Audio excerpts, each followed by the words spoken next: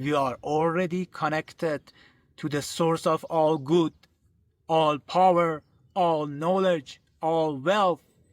And then we are living like a desperate human being and worrying how are we gonna pay our next bill. You know, when Jesus said in the Bible also that people who don't know God, not that God in the stories, people who don't know the inner God, are all seeking desperately for money and so, but you know that you are a child of God, and whatever you ask with faith, it is given.